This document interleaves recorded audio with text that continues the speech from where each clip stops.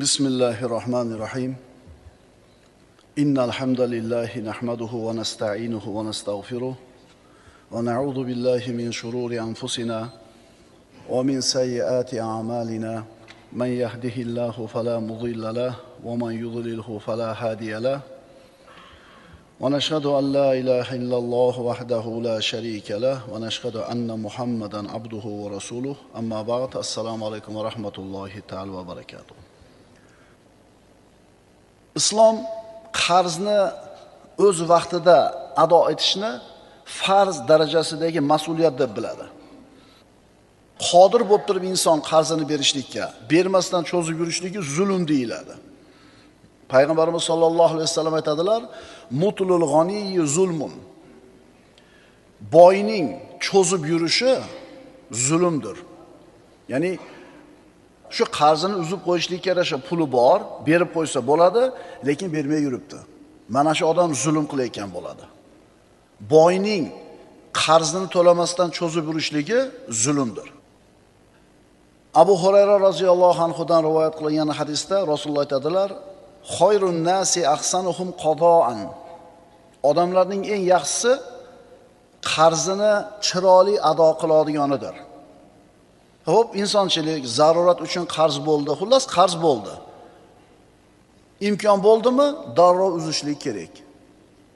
Qo'lida turib bermayotgan odam zulm qilayotgan bo'ladi. Ajib narsa shuki, bir odamning ikkinchi odamdan qarzi bo'ladi.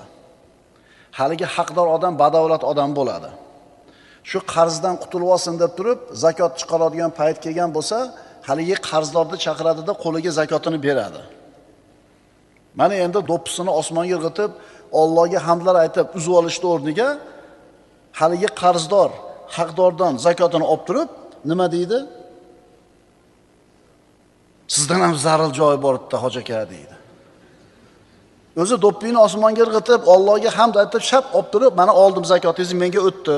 Sizdan faloncha qarzim bor edi, mana oling, qutuldim deyishning o'rniga sizdan ham zarilroq joyi bor edi deydi.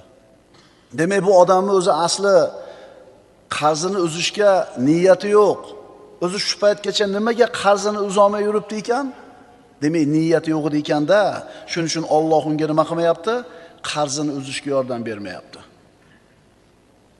Qarzni dunyoda ham salbiy oqibatlari bor, oxiratda ham. Mana dunyodagi bir salbiy oqibatlari. Birinchidan, ruhiy, psixologik bosim ostida bo'ladi. Chunki qarzdor insonni xotirjamligi bo'lmaydi, qalbida xavotiri bo'ladi, g'am tashvishi bosib turadi. Umar ibn Hattob aytganlaridek, "Iyyakum vad-dayn." Qarzdan ehtiyot bo'linglar. Fa innahu hammun bil-layl va mazallatun bin-nahar. Qarzdan ehtiyot bo'linglar. Chunki u tunda g'am, kunduzi esa xorlik. Domla qarzni yomon narsaligini hammamiz bilamiz-ku. Nima keragi bor buncha gapirishdi? Degan fikr kelsa kimdir kallasiga, savol kelgan bo'lsa, aytamizki, biz bu darslarimizda yoshlarni nazarda tutyapmiz. Boshidan issiq sovuq o'tgan yosh kattalarni emas, yosh bolalarni, yoshlarimizni qarzga bo'lgan munosabati avvalgilarning munosabatidan farqli bo'lib qoldi. Qo'rqmayapti qarz olgani. Ali ibn Abi Talib aytadi: "Qarz sababli kechasi xotirjam uxlab bo'lmaydi, kunduzi esa tinchlanib bo'lmaydi." Sufyon as-Savri aytadi: "A'zamun nasi hamman al-madyunu." Eng katta g'ami bor odam kim? Qarzdor odam. Demak, birodarlar, kishi dunyoda qarzdor bo'lar ekan, u erkin hisoblanmaydi. Doim qayg'u bilan yashaydi. O'sha katta qarzga kirib qolgan odamlar shu qarzga kirib qolgunga qadar bo'lgan hayoti zo'r ekanligini shunda biladi. Qachon? Qarzga kirib qolganida. Ijtimoiy muammolari bor. Qarzni o'z vaqtida to'la olmasangiz, atrofingizdagi odamlar bilan munosabatlaringiz ham buziladi. Dinga ta'siri. Yuqorida mana bir qancha hadislarda o'qidik. Qarzdor odam qarzdor bo'lib qolganda yolg'on gapirishiga to'g'ri keladi. Va'da berib bajara olmaydi, nifoq alomati paydo bo'ladi. Qarzdan qutulaman deb turli gunohlarga qo'l urishga to'g'ri keladi. Rasululloh qarzdan juda ko'p panoh so'rardilar. Sahobalardan biri: "Ya Rasululloh, qarzdan nimcha bunaqa ko'p so'raverasiz panoh?" Payg'ambarimiz aytdilar: "Inna rajula idza gharima haddatha fa kadaba va wa'ada fa akhlafa." Chunki inson qarzdor bo'lib qolsa, yolg'on gapiradi, va'da berib xilof qiladi deganlar. Qarzdor odam oxirat uchun yashamaydi. O'sha qarzini uzish uchun dunyo uchun yuradi. Ko'chaga chiqsa ham g'am, uyga kirsa ham g'am. Namozda tursa ham xayoli har yerda. Shuning uchun qarz bir kunlik emas, bir umrlik xastalik hisoblanadi. Bu dunyoviy zararlari edi. Yoshlar, eshityapsizlarmi? Sizlarga tegishli bu dars. iPhone 7 oldinglarmi, olmadinglarmi? Ha? Olinglar qarz bo'lib. Orqada qolib ketamizmi axir? 16sini ololmadik bo'pti. Siraz 17si yilg'ili 15idan.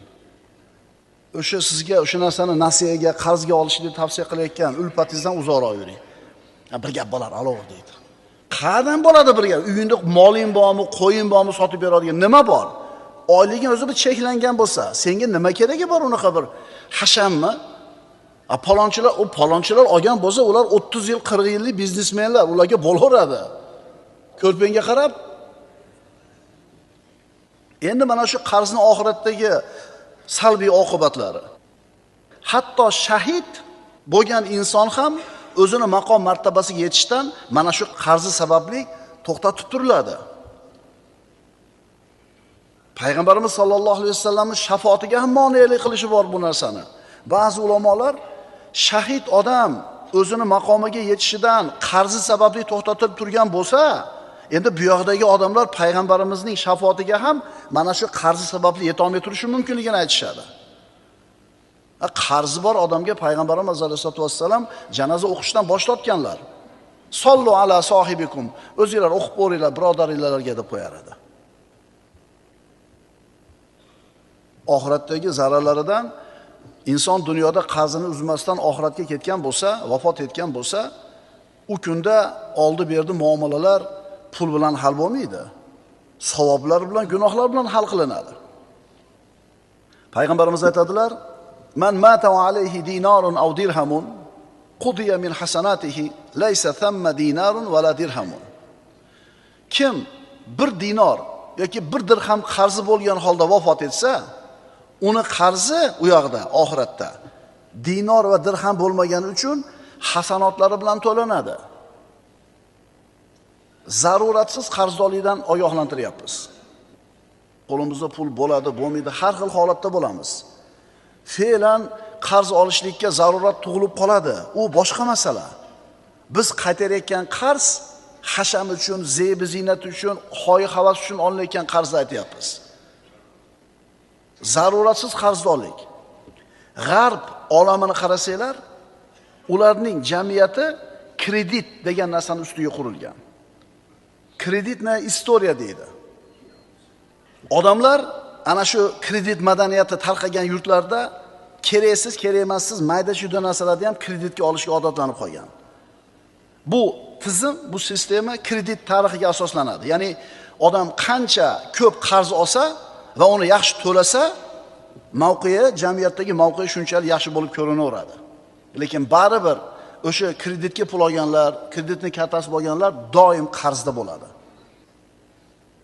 Xo'p, ana shu qarzga bir narsa olish, qarzga bir narsa olib yeyish, qarzga bir narsa olib kiyish, qarzga to'y qilish, kredit nima bu? Bu inson o'zining ertangi kunini bugun sotib qo'yishi.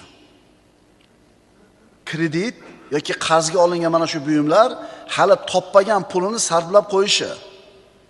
Ya'ni inson ertangi kunini, ertangi kuchini, ertangi mehnatini bugungi kun uchun sotib qo'yishi.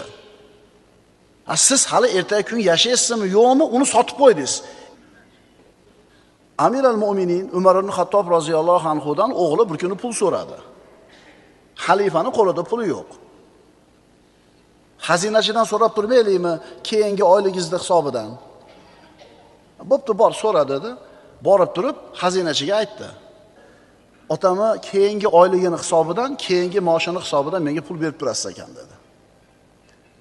Xazinachi xalifa buyurdi deb shart qildimi? Yo'q. Otangiz keyingi oyligimdan berib tursin debdi-yu, lekin keyingi oyda yashashiga bir kafolat xati yozib bermabdi-da deydi. Bermaydi. Qaytib kelib turib otasiga Amirul Mo'mininga Umar al-Xattobga bermadi desa, bersa adavini berardim, jazolardim deydi. Mana qanaqa yashash kerak. Bori bilan yashashga odatlanaylik. Bori bilan yashashga odatlanaylik. Orzu havasga berilavermaylik. Bormi oling, yo'qmi kutib turing. Qarzga olib yemang u narsani, qarzga olib kiymang. Zarurat bo'lsa mayli. Qish keldi, ko'mir, zarurat, pulingiz yo'q, qarzga olib turing. Uyga tezroq ko'chib kirishingiz kerak, eshik romga pul bo'lmayapti. Qarzga olib turing, zarurat. Lekin bizni olayotgan qarzlarimizni hammasi ham shunaqami? Aksariyat orzu havasmi? Bu qarzni, mana shu kreditni zararlaridan protsent, foizlar. Kreditlarning aksariyati ribo bilan, foizi bilan beriladi. Bu esa ribo, gunoh kabiralardan. Isrofgarchilik, hashamat yana bitta zarari. Kredit olish oson bo'lganligi uchun insonlar qarz olishi oson bo'lganligi uchun imkoniyatidan tashqari sarflashlikka, hashamatga, zarur bo'lmagan narsalarni sotib olishlikka haris bo'ladi.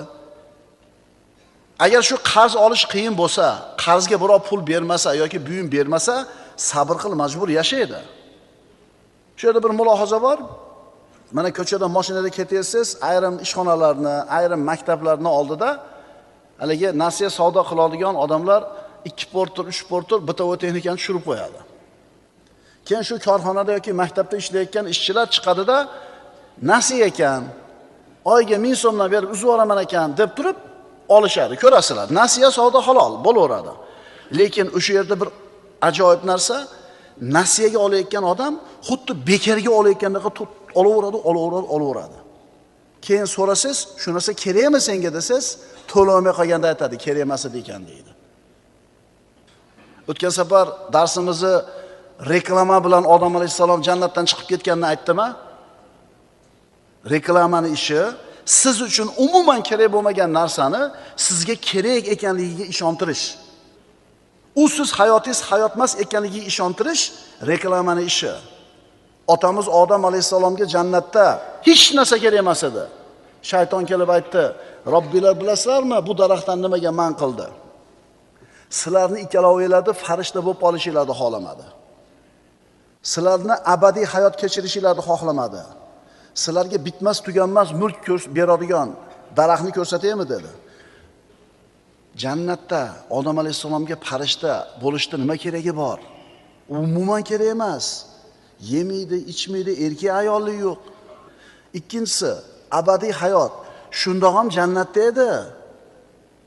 Shunda ham abadiy hayoti bor edi. Uchinchisi nima edi? Bitmas tuganmas boylik. Qarangda, umuman kerak bo'lmagan narsalarga ishontirdi shayton. Reklamani ishi mana shu. Sizga kerak bo'lmagan narsani kerak ekanligiga ishontiradi. Ha, reklamada foydali narsalar ham bor. Lekin aksari ini qaranglarda, tinimsiz moncha protsent kredit kartasini oling deb turib, banklarda tinmasdan kredit kartasini reklama qilib o'ladi.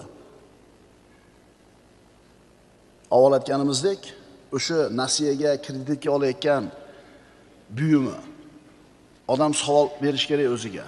Shu narsa menga hozir zarurmi? Haqiqatan ham kerakmi? Yo'q, unaqa savolni bermaydi.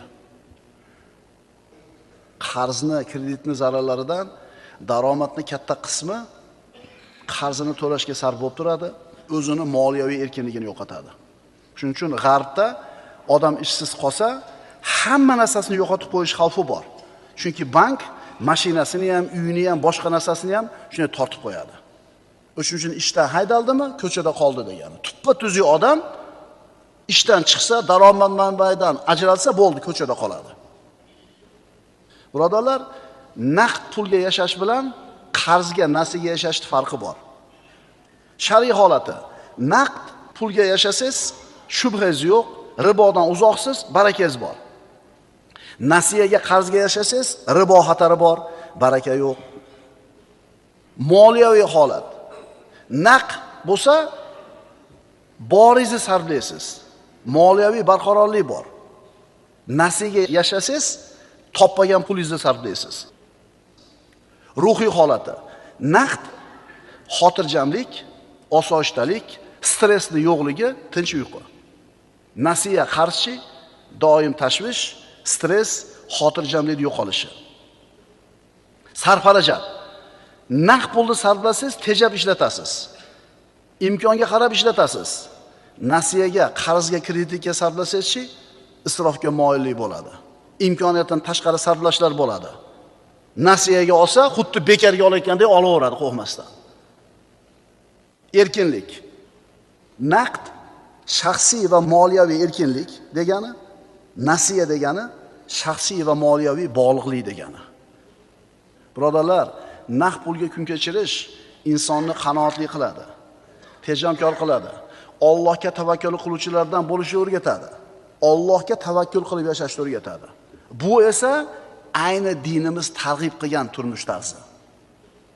Shariatimiz bizdan talab qilgan hayot tarzi ayni mana shu. Rozi bo'lib, boringga qanoat qilib yasha degani. Qarzdan qutulish duosi bor. Abu Dovuddan keltiriladi bu hadis. Bir kuni payg'ambarimiz sollallohu alayhi vasallam masjidga kirsalar, Abu Umoma Bohili radhiyallohu anhu g'amgin bo'lib boshini quyi qilib o'tiribdi.